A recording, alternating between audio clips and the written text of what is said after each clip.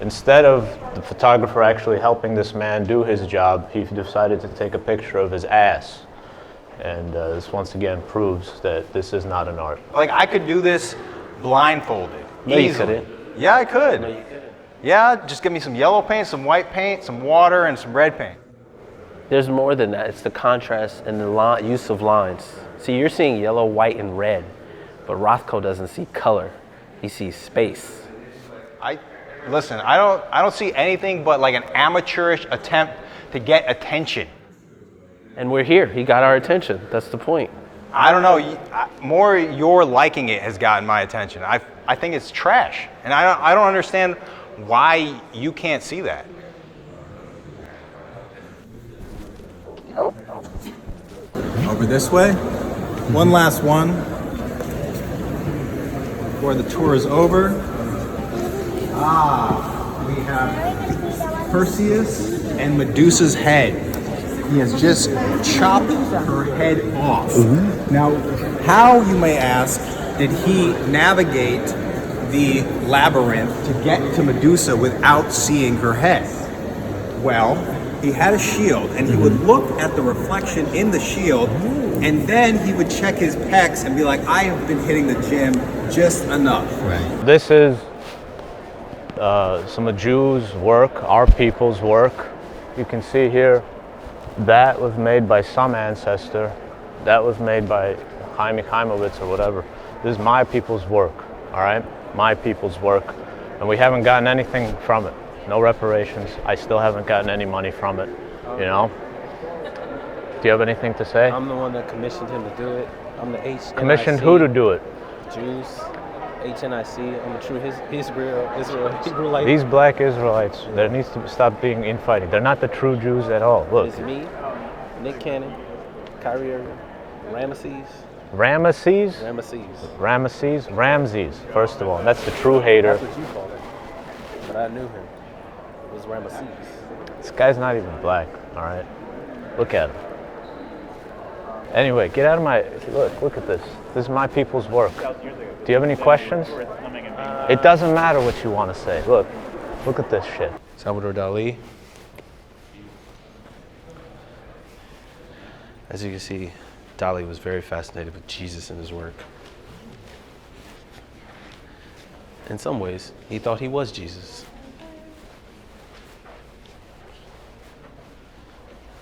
This is a three-dimensional representation of Christ. But what a lot of people don't realize is his Christ was actually his wife. He painted his wife in all his paintings. He's a little bit obsessed with her.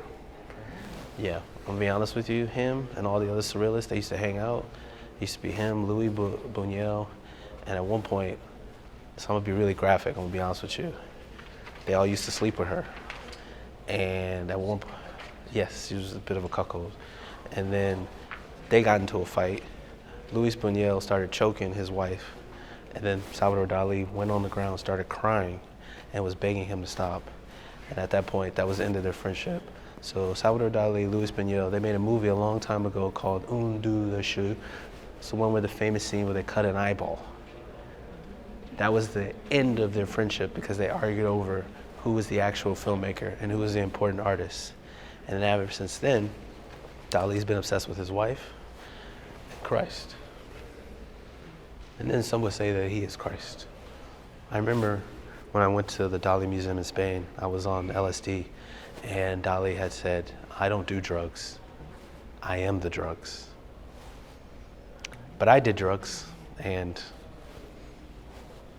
it's pretty good. Take that in. Take that in. Yep. Okay, ladies and gentlemen, gather around. All right. So we're gonna be talking about the different style choices that knights have made throughout the centuries, right? As we know that during the Middle Ages there was a time when knights had a uniform armor that they had to wear. So of course we had different types of knights who were looking for forms of self-expression, and we can see with the halberds as well. A lot of the halberds, these are weapons of the knight's time, right? We can see that a lot of them have different forms of expression, different forms in which knights would show everybody that, hey, I'm one of the more drippy of the knights, as one would say. Drip, right. right? What's drip?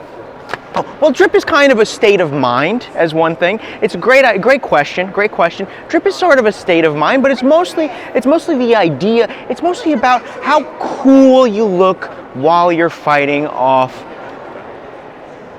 Muslims in the crusade. That's basically, you know, what it was about. You know, if you were stabbing someone and they said, "Oh wow, that's a really nice halberd. Where'd you get that?" You know, you have succeeded as a knight. All right. We can kind of look over here. We can see we have a couple of knights here in full armor, right? Of course, we've got chainmail on the horse. This is kind of rare to find, right? Can't find this on your local sneakers app, right? Right? Of course. This, of course, hired guns would kind of come in and they'd kind of design these armors for you. Look at the detailing here. Look at the detailing here.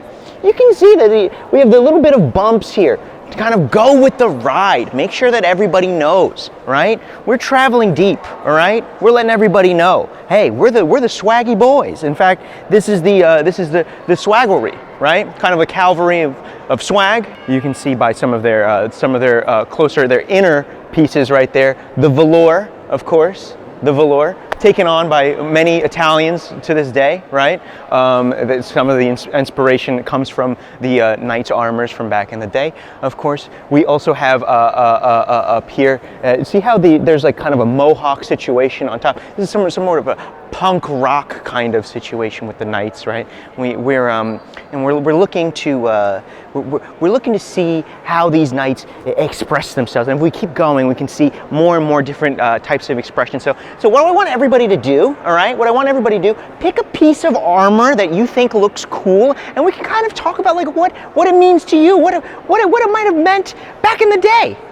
Back in the day. The gauntlet. Yeah.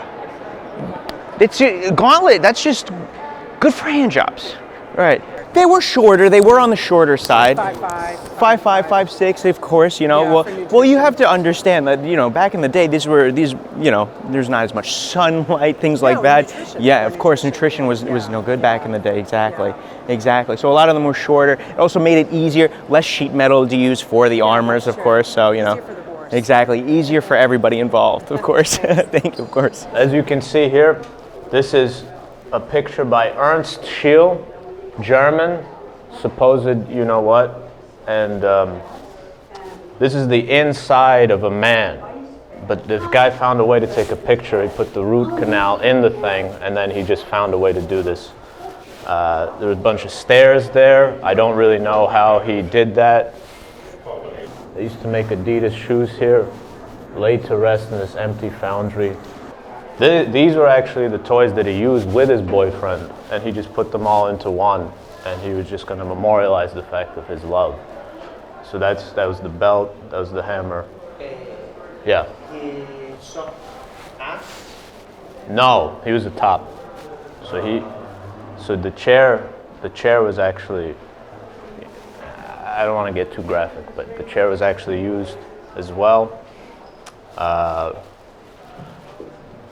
This is where they did the thing that they did, right here, this house. You know how like when there was Brokeback Mountain where they met up at that mountain, and then that's how they did what they did? This is where they did that. And then they just went in here, and they went up the stairs, and they made sweet, passionate love. All right, so this one is one of my favorite pieces in this whole entire exhibit. This is Matisse's daughter, Marguerite. Yeah, Marguerite. It depends on how you say it. If you're French, you know. This is actually Picasso's favorite painting that Matisse ever did. Matisse said, you can come to my gallery, you can take anything you want. And then Picasso found this one because Picasso, in fact, is a freaking pedophile. And he likes young women.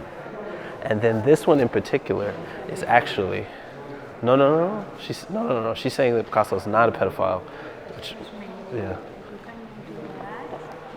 You'll realize that this guy is holding the penis and is beating the horse with it. And that's because they no longer are friends. The horse actually stomped on his birthday cake. So this is Edward Hopper, The Lighthouse at Two Lights. A common theme of Edward Hopper is isolation. That's why you very rarely see a lot of people in any of his paintings. That includes Nighthawks. That includes painting above Williamsburg Bridge. The truth is that this man was clinically insane. He touched himself a lot, and he could not have sexual relations with people, and that's why he often did not have people in his paintings. He's a modern American master, but at the same time, he is afraid of people. That's right. If you notice, anytime he has people in his paintings, they're never ever in the scenery. He's never with them. He's always outside, removed from them. So the angle is important. Like in this one, what does it make you feel when you look at it? It makes you feel rude? Blue? I could see that. There's actually another famous American painter. His name is, I believe it's Walter Homer or Homer Simpson or something like that, that he copied these from. But Hopper is a very important American artist. Huge. Dope. Move on to the next one. No, not that one. That was garbage. Let's continue on. Not Peter Bloom. He's a hack. I know that guy. Garbage.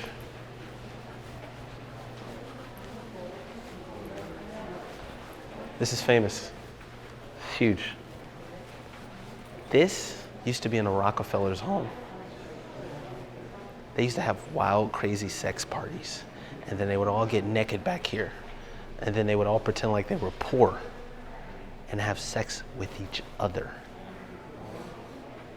And this is Ugolina and his sons. They're getting led off to prison. And you see how they're huddled together for warmth. This was in the winter. It was a particularly cold winter. And they're sad because they missed the fireplace at their house and they're a little chilly. And you might wonder, why are they naked? And it was actually Roman ritual to have everyone get a full body massage, happy ending and everything before they got sent to prison, you know, knowing that they wouldn't get human touch for a long time, or at least not the type of touch they wanted. Yeah, Florine Stettenheimer, yeah, she was a real piece of work. You know, her father was an industrialist. He owned a steel mill in Pennsylvania. A lot of his workers, they protested. He beat the crap out of them. And then she painted this to create a fantasy world that would allow her to forget where her money came from. So, fuck Florence Stettenheimer. Welcome to the Temple of Luxor, ladies and gentlemen. The laps are going to be as big as the stone, so get ready. Your comic for the night is dead.